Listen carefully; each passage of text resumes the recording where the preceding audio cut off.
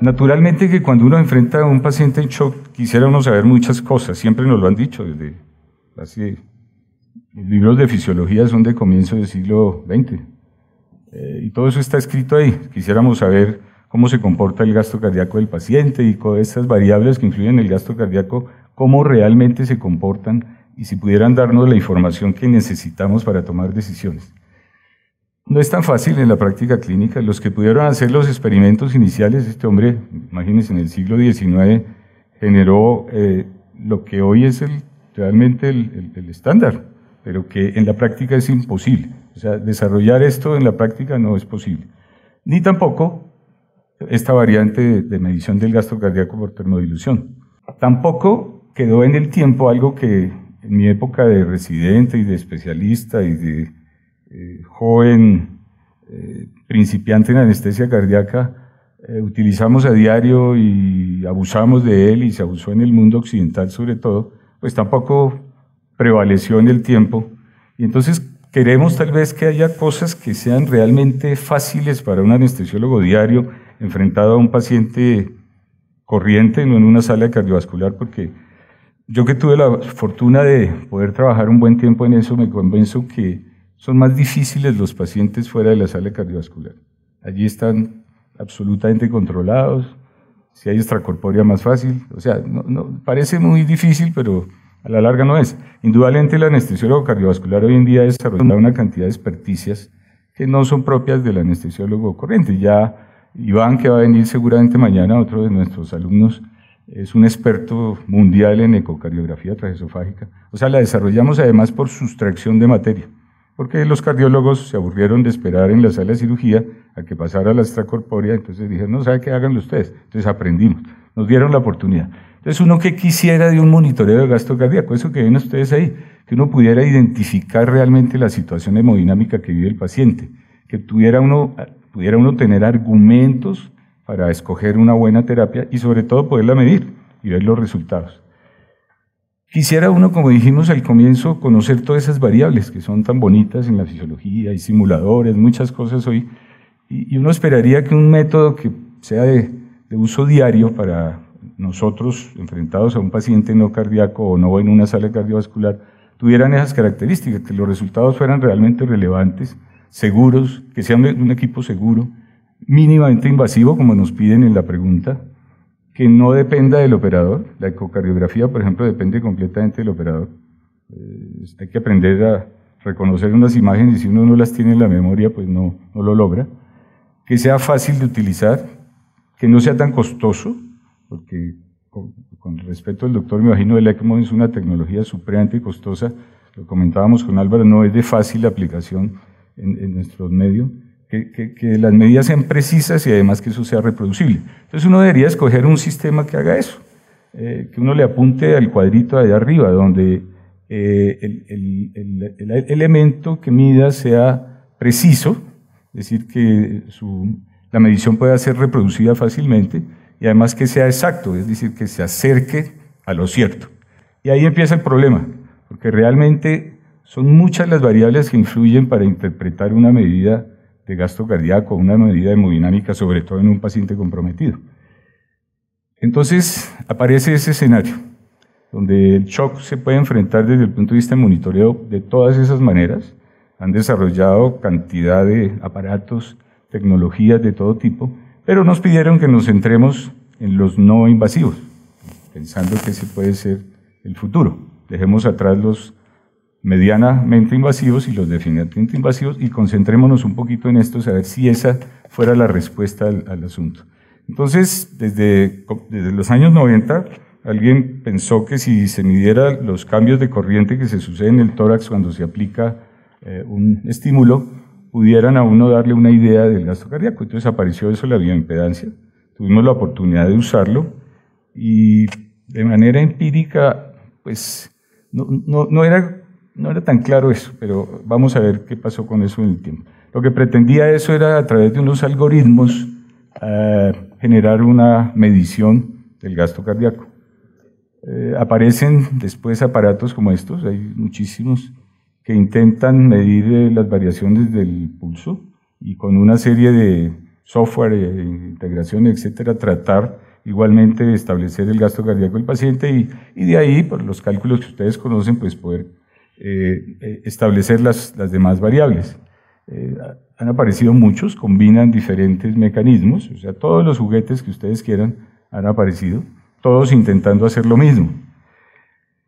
Y es simplemente que por las variaciones del pulso a través de unos receptores muy específicos y un software, como ya dije, tratar de establecer el gasto cardíaco del paciente.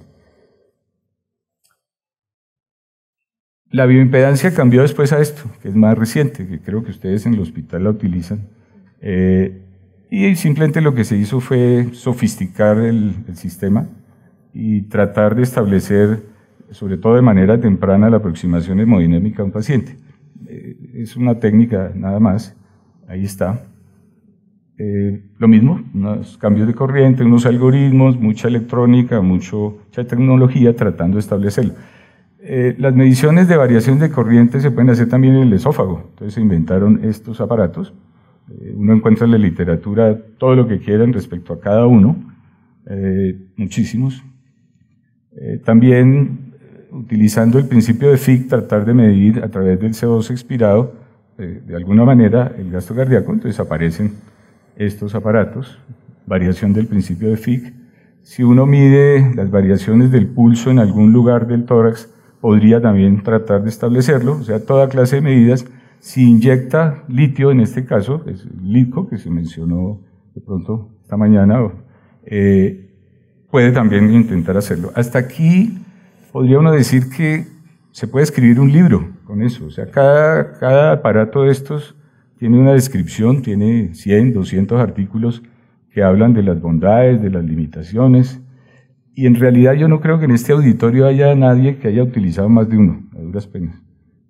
Y los que hemos tenido oportunidades de usar algunos, como les dije al comienzo, nos quedamos como dudando. Entonces, para poder resolver la pregunta, la única solución que tenemos es pasar a buscar a los expertos, la gente que revisa mucha literatura y en esa revisión aparece en muchas ocasiones el invitado o uno de los invitados a este evento.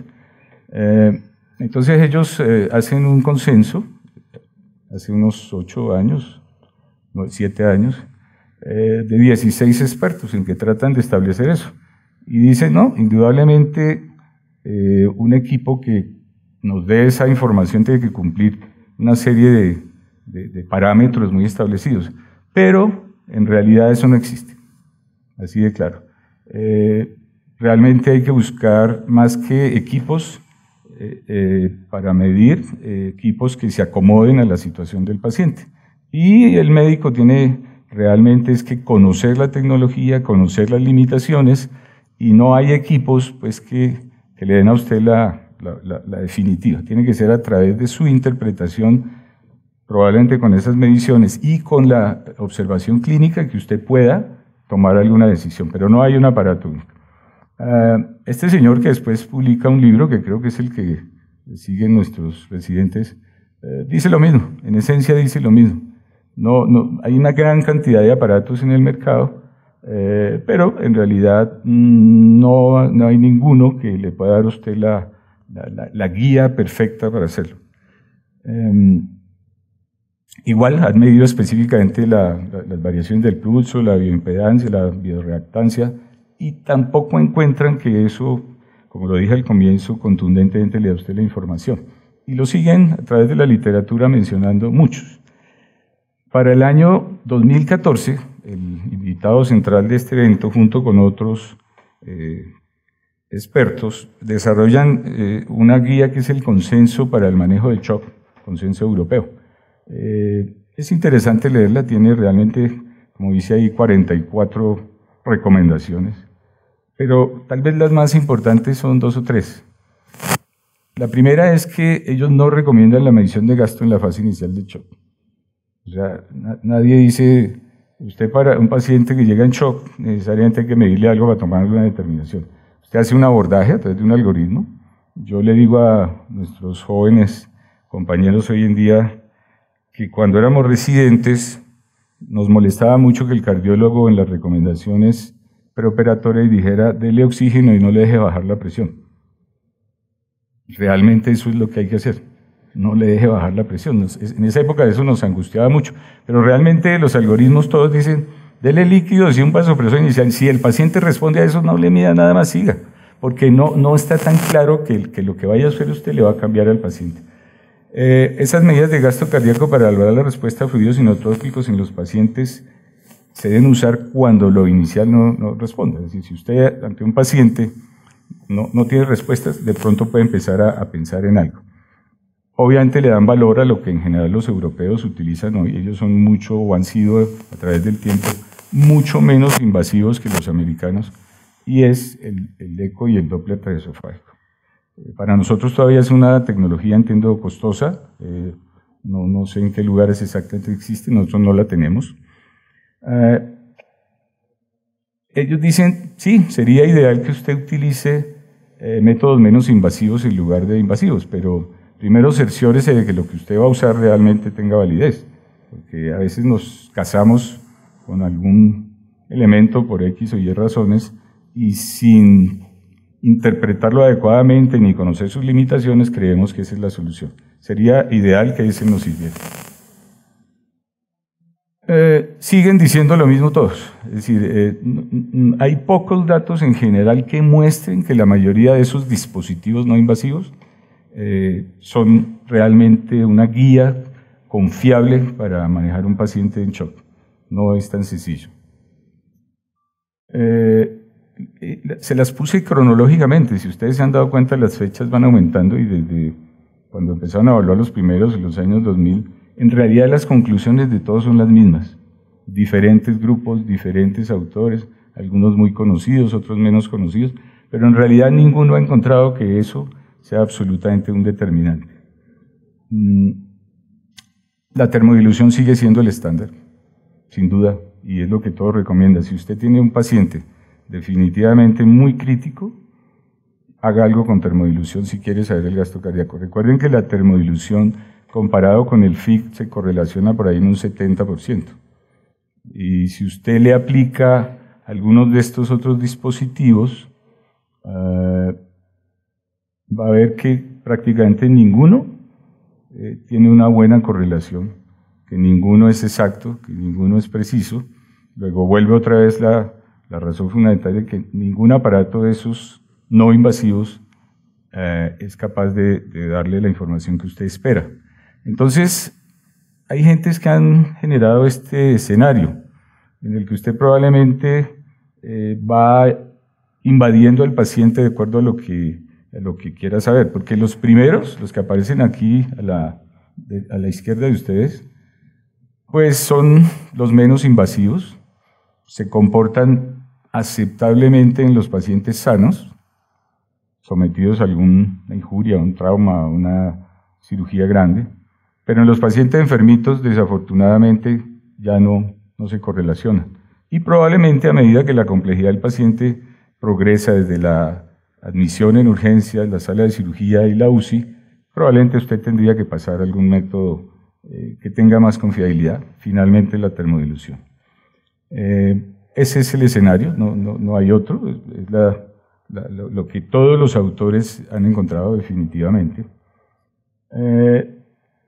Los metaanálisis, aunque algunos, ustedes ya saben, todo esto también de la medicina basada en la evidencia empezó a sufrir un cambio en los últimos años. Ya hay mucha gente que no cree en eso. Es decir, que eso también fue una historia que nos vendían. Entonces empiezan a decir, bueno, pero entonces ¿en qué tenemos que creer si ya ni la medicina basada en la evidencia es cierta? Algunos dudan de los metaanálisis, ¿no? Ustedes ya lo saben, aquí debe haber epidemiólogos. Pero en general eso encuentran que los porcentajes de error de estos dispositivos no invasivos son grandes, que hay muchísimas tecnologías que se han desarrollado para estos grupos de poblaciones, pero sus algoritmos no son exactamente los más apropiados. Y los porcentajes de error y las tendencias en general son muy variables. Observen, lo mismo, todos diferentes grupos de diferentes sitios en general dicen lo mismo, hay que buscar métodos mucho más. Esta gente fue incluso capaz de hacerlo, es decir, lo que algunos presumían y otros en pequeñas observaciones hemos presumido porque la variabilidad es grande, pues ellos lo encontraron. Mire, Incluso en este trabajo hasta el Doppler esofágico no tiene una correlación maravillosa. Esto es comparado con termodilución. Si termodilución es el 70% del real, algo que tenga el 40% pues es el 30%. Y con algo que es confiable en un 30%, entonces tomamos decisiones. No es tan fácil, o sea, no es tan simple. Por eso desde el comienzo les dije, la pregunta no está resuelta hoy probablemente. Naturalmente hay que estimular la generación, la construcción, el diseño de dispositivos que ojalá en el tiempo, cuando ustedes lo puedan lograr, les puedan dar la información. En cualquier libro reciente encuentran exactamente lo mismo. Todos esos dispositivos tienen beneficios en pacientes estables. Entonces, un paciente estable, pues yo le pongo, bueno, afortunadamente no invasivo. Entonces, bueno, listo, un numerito que me sirve, pero a medida que el paciente se complica, a medida que el paciente es crítico, se empieza a tener una variabilidad tal que las decisiones que usted pueda tomar se van a ver muy confundidas y no va a ser tan fácil. Fíjense, hemos ido avanzando en el tiempo igual. En cirugía cardíaca algunas se han evaluado, pero tampoco tienen un resultado que uno pueda sentirse satisfecho. Igual, la validez, la confiabilidad de esos dispositivos no son los mejores, no reemplazan definitivamente a la termodilución, no hay forma. Y eso que nosotros creímos que se había muerto, que era el catéter de arteria pulmonar, pues incluso su invitado principal lo dice, no se ha muerto. El catéter de arteria pulmonar tiene todavía un lugar, ya no es el que nosotros creímos. Cuando yo era residente, paciente que no tuviera ese cauchito amarillo, pues estaba muriendo, ¿no? Pero realmente lo que sucedió fue lo que vimos, que los médicos no supimos interpretar las mediciones que hacíamos, no supimos seleccionar los pacientes y realmente eso cayó en desuso, pero si usted tiene un paciente de verdad crítico, debería pensar en usar termodilución. Lo que pasa es que hay una gama de pacientes que no llegan hasta allá y los podemos manejar. Entonces, eso seguirá así. El monitoreo invasivo, termodilución y especialmente la termodilución transpulmonar puede dar hoy mucha información respecto al manejo de pacientes especialmente sépticos, al punto que algunos solamente lo hacen para eso y todas las demás las han desechado. Obviamente los métodos invasivos deben ser limitados a pacientes, como ya lo dijimos, con altas comorbilidades.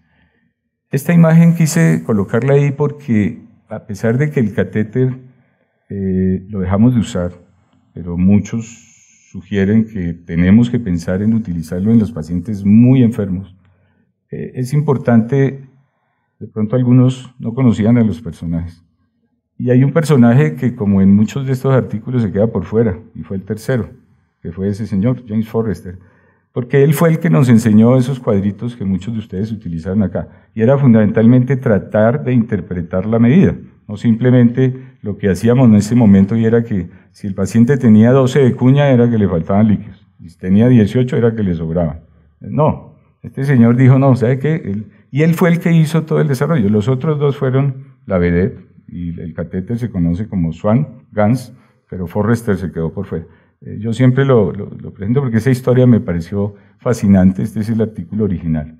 Entonces, en resumen, para el manejo del shock tenemos una cantidad de medidas, algunas invasivas, nos pedían que tratáramos de encontrar si las no invasivas eran el futuro, ya vemos que el futuro no como dice el refrán popular, hoy no existe, no sabemos, esto tiene que mover a la industria de tecnología a buscar dispositivos mucho más confiables, nos corresponde a los médicos valorarlos, yo diría, y si me equivoco me excusan, pero a veces nos casamos con un otro aparato por determinadas razones, los médicos, digo yo, actuamos por creencias, por conocimiento, por desconocimiento, y a veces por intereses. Entonces, tenemos que aprender a buscar cuál es el futuro de esto, porque realmente hoy no existe. Yo creo que nada, como de pronto los que no conocen muy bien la historia de especialidad, no sé si lo precisan, en el año de 1985 en Stanford se desarrollan lo que fue los estándares mínimos en anestesia. Y recuerdan tal vez que no fueron sino dos.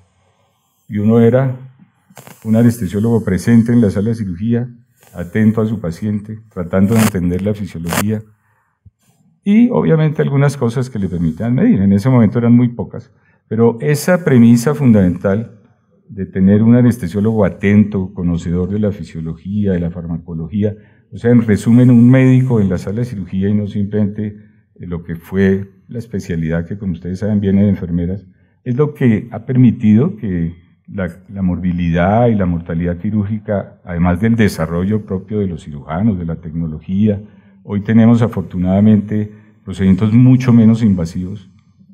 Hoy día nadie piensa en hacer una colecistectomía abierta, por ejemplo. Ha permitido todo ese conjunto que la morbilidad y la mortalidad quirúrgica disminuya. Ese es el desarrollo maravilloso que ha tenido realmente la profesión médica, pero nos corresponde a nosotros es ubicar exactamente qué es lo que es cierto y qué es lo que no es cierto. Ese era el mensaje fundamental que quería traerle, Maribel. No hay otra respuesta, no puedo decirles que hay un aparato maravilloso que nos va a salvar al paciente. No hay aparatos que salven pacientes, son médicos bien entrenados, muy bien entrenados, que logran tomar decisiones adecuadas en el momento oportuno. De verdad ha sido un gusto verlos, a algunos de ustedes, a Mayra, mi profesora, a Soraya, a todos los que están por aquí, a Ciro, hacía muchos años que no los veía. Es un gusto, creo que aquí está la 10ª parte de los egresados que ha habido en los últimos 37 años, pero bueno, es un gran esfuerzo, los felicito, es lo que hay que hacer, tratar de estar cerca. Muchas gracias.